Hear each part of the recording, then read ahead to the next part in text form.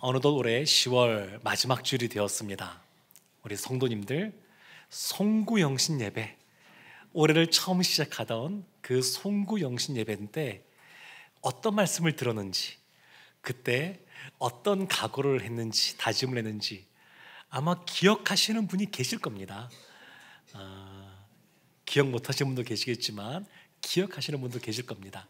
그때 어떤 말씀을 전했냐면, 느헤미야의 말씀을 통해서, 느헤미야의 기도를 통해서 느헤미야가 그에 있는 장벽을 뛰어넘었던 것처럼 기도를 통해 우리 앞에 있는 벽들을 돌파합시다, 그런 말씀을 전했었는데, 느헤미야 기도의 특징이 있습니다. 그 특징 중에 하나는 뭐냐면, 하나님의 말씀을 붙잡고 그 말씀을 기억하면서 기도했다는 겁니다. 그래서 그들이 하나님 앞에 범죄하여 포로로 잡혀갔지만 하나님 말씀에 계명을 지키면 다시 돌아오게 하리라, 하나님이 이런 말씀하셨거든요. 그래서 하나님이 하신 계명의 말씀을 지키는 우리들에게 은혜를 베푸셔서 다시 돌아가게 해달라고, 그 말씀을 기억해 달라고 이 느헤미야가 기도했었습니다. 그러면서 이런 예를 하나 들었었습니다. 존 버년이 쓴 철로 역정에 보게 되면 이런 내용이 들어있는데, 그리스도인이라고 하는 한 사람과 그리고 희망이라고 하는 두 사람이 길을 걸어가고 있었는데, 절망이라고 하는 한 거인을 만나게 됩니다. 그리고 그 절망이란 거인에게 사로잡혀서 의혹의 성이라고 하는 성 깊은 지하실에 갇힙니다. 그곳에 갇혀서 어쩔 수 없는 상황 속에서 그리스도인이 자신의 가슴에 있었던 약속이라는 열쇠를 기억하고, 그 약속이라는 열쇠로 그 닫혀있던 문들을 하나하나 열고 의혹의 성을 빠져나오게 됩니다. 그러니까 이 말이라고 하는 것은, 이 얘기는 어떤 얘기냐면, 견고하게 닫힌 절망의 성에 부딪힐 때 의심과 낙심이 몰려오게 되는데, 그때 하나님의 약속을 기억해야 된다라는 것이죠. 그래서 하나님의 약속의 말씀은 우리들 가운데 용기를 주고 힘을 줍니다. 하나님이 우리 가운데 하신 그 약속의 말씀들을 붙잡고 있으면 절망 가운데 빠질 수 없는 상황 속에서도 다시 한번 더 힘을 얻고, 그렇지, 하나님께 말씀하셨지, 그 약속의 말씀을 붙잡고 다시 달려갈 수 있는, 일어설 수 있는 그런 힘을 얻습니다. 그런데 비슷한 것 같은데 표현이 좀 다른 것 중에, 하나님의 뜻, 하나님의 부르심, 하나님이 주신 사명, 이런 말을 들으면 왠지 좀 부담스러워집니다. 왜 부담스러울까요? 분명히 하나님께서 우리를 부르시고 우리에게 사명을 주신 것인데, 그런데 그 길을 걸어가다 보게 되면 마냥 편안하고 그리고 모든 것이 부족함이 없고 그런 것이 아니라 때로는 불편하고 힘들고 어려운 길도 있기 때문에 그렇습니다. 그래서 왠지 하나님의 부르심, 하나님이 주신 사명, 그러면 부담감을 갖게 됩니다. 그런 오늘 본문에서 사도 바울이 하나님이 바울에게 주신 그런 사명을 감당하도록 그 부르심 속에 바울이 예루살렘을 향해서 나아가는 그 장면이 나옵니다. 우리가 지난주에 보았던 밀레도에서 바울이 에베소 교회 장로들과 함께 작별하는 장면을 먼저 보려고 하는데, 사도행전 20장 37절 38절 말씀에 이런 말씀이 있었습니다. 다 크게 울며 바울의 목을 안고 입을 맞추고 다시 그 얼굴을 보지 못하라 한 말로 말미암아 더욱 근심하고 배에까지 그를 전송하니라. 그들이 크게 울면서 작별하게 되었습니다. 이것을 오늘 본문이 시작하는 21장 1절에서 이렇게 말합니다. 우리가 그들을 작별하고 배를 타고 갔다, 이렇게 말합니다. 작별하고, 여기서 작별하다라는 단어, 헬라어의 그 원의 뜻은 뭐냐면 억지로 떼어내다, 생사를 찢어내다, 이런 뜻이 있습니다. 그러니까 에베소 교회 장로들과 바울이 지금 작별하는 것은 생사를 찢어내는 것 같은 아픈 그러한 헤어짐이라고 할 수 있습니다. 그래서 이런 것을 보게 되면 교회 공동체 안에서 성도들 간의 교제, 관계가 어떠해야 되는지를 우리가 살펴볼 수가 있는데, 우리들의 관계도 하나님의 부르심에 따라 우리가 이별하게 되는 그때 이런 관계가 된다는 것이죠. 생살이 찢어지는 것 같은 그러한 관계. 그냥 저 사람이 떠나는 것보다 하고 대면대면하게 있는 것이 아니라 내 생살이 찢어지는 것 같은, 사실 교회 공동체가 이런 관계가 되어야 됩니다. 그럼에도 불구하고 바울은 밀접하고 아주 가깝고 친밀한 이 관계임에도 불구하고 주님의 부르심을 따라 그 길을 걸어가고 있습니다. 밀레도에서 예루살렘까지 가는 그 길 가운데 6개의 도시를 지납니다. 6개의 성을 지나요. 그 중에서 성경은 특별히 2개의 성에 집중하는데, 하나가 두로이고 또 하나가 가이사랴라고 하는 그러한 도시입니다. 이 두로에서 어떤 일이 있었냐면 21장 4절 말씀 우리 함께 합독하도록 하겠습니다. 제자들을 찾아 거기서 이레를 머물더니 그 제자들이 성령의 감동으로 바울더러 예루살렘에 들어가지 말라 하더라. 아멘. 제자들, 여기서 제자들은 두로에 있는 제자들입니다. 근데 한번 기억을 한번 더듬어 보십시오. 두로에 언제 교회가 세워진 적이 있었나? 두로에 있었나? 생각해보면 언뜻 떠올려지지 않습니다. 그런데 이 두로 옆에 시돈이라는 곳도 있고, 두로와 시돈 앞에서 베니게라고 말하거든요. 페니키아, 알파벳이 만들어진 그곳. 근데 이 베니게라고 하는 이름으로는 복음이 전해진 것이 성경에 나와 있습니다. 사도행전 11장을 보게 되면 스데반의 순교로 말미암아 큰 어려움이 교회 가운데 오게 되었는데, 그때 흩어진 사람 중에 일부가, 무명의 그리스도인들이 이 베니게에 가서 복음을 증거했습니다. 그러니까 이 두로에 가서도 복음을 증거했겠죠. 사도행전 15장을 보게 되면 안디옥 교회에서 바울과 바나바가 이방 그리스도인들에게도 할례를 행할 것이냐 말 것이냐 문제를 가지고 예루살렘에 가게 되는데, 그 예루살렘에 가는 길에 이 두로가 있습니다. 그 베니게에 들려서 상황도 설명하고 말씀을 가르치는 내용이 나옵니다. 그러니까 성경에 자세하게 두로의 교회에 대해서 설명하고 있지는 않지만, 이곳은 이미 일찍이 무명의 그리스도로 말미암아 복음이 전해졌고, 그리고 바울도 그 이전에 들렸던 곳이 이 두로입니다. 그 두로에서 제자들을 만났습니다. 그 제자들을 만났는데, 그 제자들이 성령의 감동으로 바울에게 예루살렘에 가지 말라 이렇게 말한 겁니다. 성령의 감동, 그 내용이 뭘까요? 앞에도 계속 나왔지만 20장에도 나왔던 내용을 보게 되면 각 성에서 가는 곳마다 바울에게 사람들이 당신은 예루살렘에 가면 결박당하고 환난을 당할 거예요, 이런 말을 했었습니다. 그러니까 성령의 감동이라는 것은 뭐냐면, 예루살렘에 가면 바울이 결박당하고 환난을 당할 것이다, 이것이 성령의 감동으로 알려준 겁니다. 거기에 바울더러 예루살렘에 올라가지 말라, 들어가지 말라, 이 말은 두로에 있는 제자들의 해석입니다. 자기들의 해석.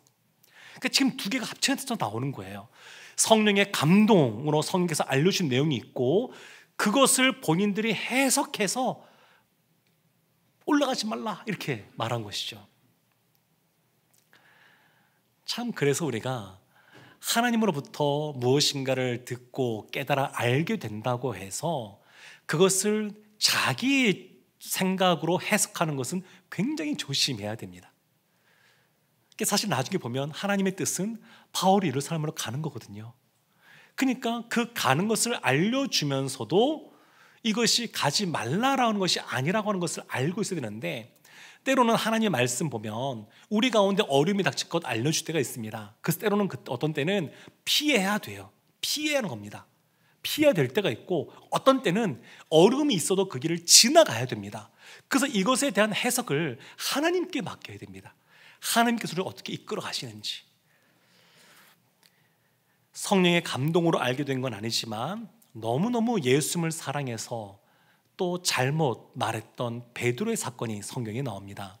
예수님이 이제 내가 십자가에서 죽게 될 것이다, 그리고 살아나게 될 것이다, 이것을 가르치게 되었을 때에 베드로가 그것을 만류합니다. 이것이 마태복음 16장 22절 23절 이렇게 나옵니다. 베드로가 예수를 붙들고 항변하여 이르되 주여 그리 마옵소서, 이 일이 결코 주께 미치지 아니하리이다. 예수께서 돌이키시며 베드로에게 이르시되 사탄아 내 뒤로 물러가라, 너는 나를 넘어지게 하는 자로다. 내가 하나님의 일을 생각하지 아니하고 도리어 사람의 일을 생각하는도다. 성령의 감동을 그래서 우리 마음대로 해석하는 것을 굉장히 조심해야 됩니다. 때로는 핍박받는 상황보다도 우리를 아껴주고 사랑하는 사람들이 우리로 하여금 넘어지게 할 때가 있습니다.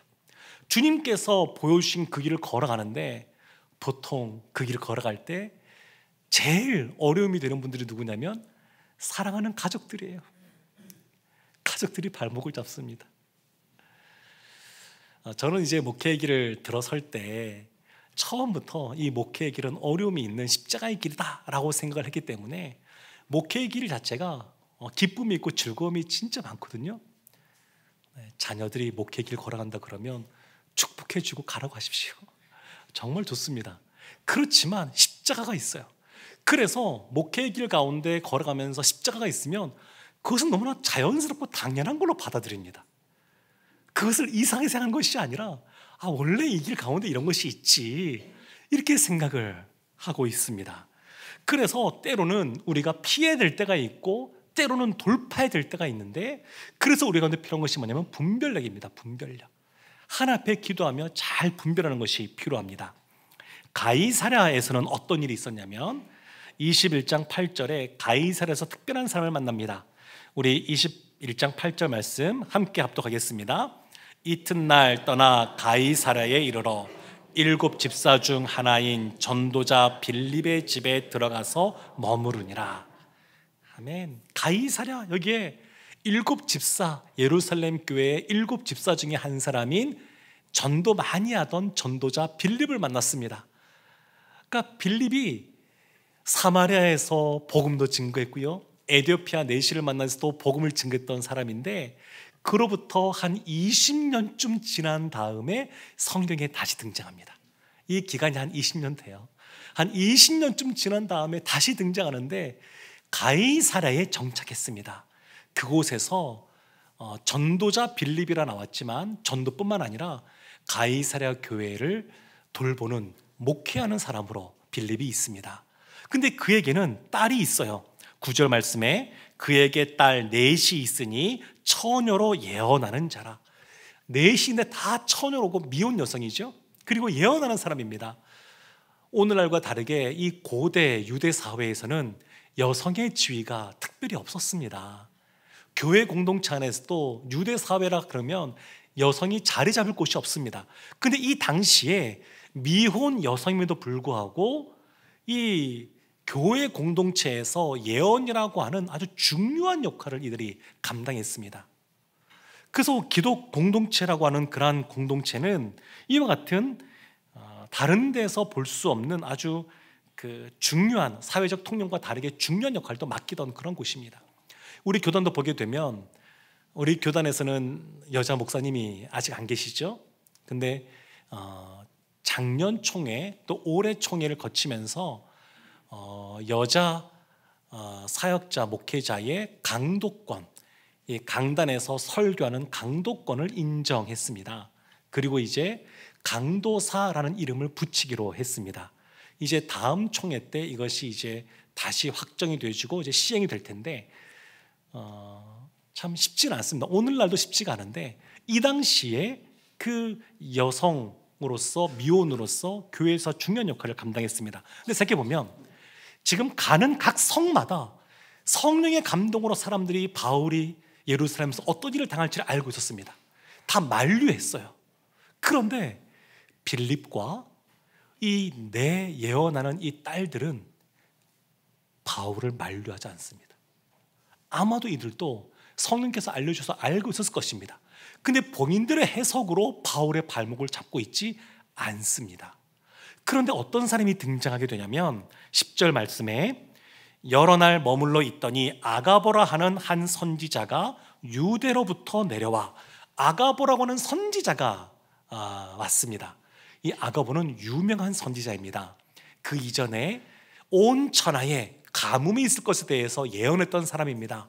그래서 이것이 예루살렘에서 먼저 이것이 임하게 되면서 예루살렘 교회 가뭄으로 말미암아 힘든 그 성도들을 위해서 또 다른 교회에서 연보를 모아서 보내주는 일이 있었습니다.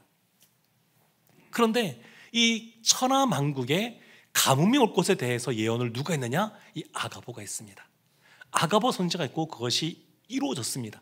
그래서 굉장히 유명한 선지자였고 신뢰할 만한 선지자입니다.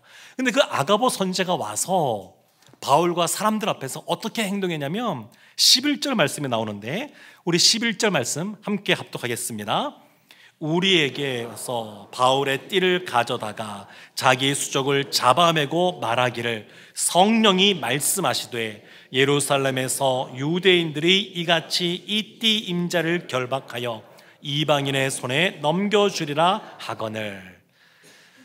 마치 시청각 규제처럼 바울의 허리띠 띠, 오늘날처럼 이런 벨트가 아니니까 끈으로 되어 있으니까 그 띠를 가지고 와서 그냥 자신의 수족 팔과 또 다리를 묶는 겁니다. 묶으면서 예언하는 거예요. 봐라, 예루살렘에서 유대인들이 이같이 이 띠 임자를 결박하여 바울을 결박하여 이방인의 손에 넘겨주리라. 이방인의 손에 넘겨준다는 것은 뭐냐면, 이 당시의 유대인들은 누군가에게 사형을 언도할 수가 없었습니다. 그래서 예수님도 유대인들이 할 수 없으니까 총독인 빌라도에게 예수님을 데리고 간 것이었거든요. 이 말은 바울이 예루살렘에 가서 결박당하고 결국 죽게 될 것이다, 이 이야기를 하고 있는 겁니다. 베드로도 그랬죠. 예수님이 살아생전에 베드로에게 하신 말씀이, 너가 노년에 메인바 되어서 매달려서 죽게 될 것이다, 예수님이 베드로에게 알려주셨습니다. 그래서 이 이야기를 들은 사람들이 어떻게 반응했을까요? 그 반응이 12절에 나오는데, 우리 12절 말씀도 함께 합독하겠습니다. 우리가 그 말을 듣고 그곳 사람들과 더불어 바울에게 예루살렘으로 올라가지 말라 고나니. 우리가에는 누가 포함되어 있는 거냐면, 사도행전의 저자인 누가가 포함되어 있습니다. 그리고 바울의 영적인 아들인 디모데도 포함되어 있습니다. 이 선교팀들이 붙잡는 겁니다. 지금까지 각성 다니면서 사람들이 예언할 때는 이들이 크게 요동하지 않았어요. 바울의 뜻이 확고하고 그리고 가겠다고 하고. 그런데 이 아가보 선지자가 한 예언의 그런 모습과 그런 말을 듣고 나서 이들이 심하게 요동하기 시작합니다. 마음이 흔들려요. 그래서 그들이 간곡하게 울면서 바울을 붙잡습니다. 예루살렘에 올라가지 맙시다. 누가도 울고 디모데도 울고 같이 한 그 팀원들이 다 울고 있는 거예요. 그래서 바울이 어떻게 말하냐면 13절에 이렇게 말합니다. 13절 말씀도 함께 합독하겠습니다. 바울이 대답하되 여러분이 어찌하여 울어 내 마음을 상하게 하느냐? 나는 주 예수의 이름을 위하여 결박당할 뿐 아니라 예루살렘에서 죽을 것도 각오하였노라 하니. 여러분이 어찌하여 울어 내 마음을 상하게 합니까? 이 말은 바울도 마음이 아픈 거예요. 바울도 마음이 아픕니다. 이들이 얼마나 애절하게 우는지, 눈물로 만류하는지 바울의 마음도 아픈 겁니다.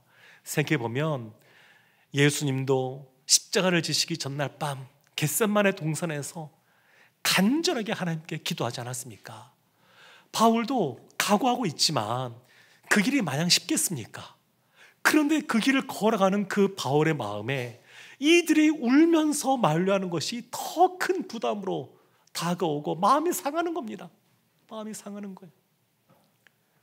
그럼에도 불구하고 바울이 뭐라고 고백했냐면, 나는 주 예수의 이름을 위하여 나의 생명보다 더 귀한 사명을 주신 그 예수님이신데 그 주 예수를 위하여 각오하였노라, 이렇게 말합니다. 각오를 했어요. 하나님이 우리를 부르시고 우리에게 사명을 주셨습니다. 그런데 하나님은 굉장히 인격적인 분이세요. 그래서 뭔가 우리에게 강요하거나 그냥 억지로 뭔가 시키지 않으시는 분이십니다. 하나님은 이와 같은 것을 보여주셨어요. 예루살렘에 가게 되면 결박당하고 환난당하고 결국 죽게 될 것이라는 것을 보여주셨어요. 그렇지만 그것을 보여주셨지만 그 길을 따라감에 있어서 억지로 끌려가는 것이 아니라 그 부르심, 사명을 받은 사람이 자발적으로 자원해서 그 길을 걸어가기를 원하십니다. 그래서 바울이 각오했다고 고백하고 있는 겁니다. 끌려가는 것이 아니에요. 주 예수의 이름을 위하여 바울이 각오했습니다. 그래서 너무 걱정하실 필요가 없어요. 간혹 이제 그런 분 만날 때가 있는데 순교할까봐 걱정된다고 그런 분들 만날 때가 있어요. 본인은 손톱 하나만 뽑혀도 못 견딜 것 같다고. 그때 얘기하죠. 걱정하지 마세요.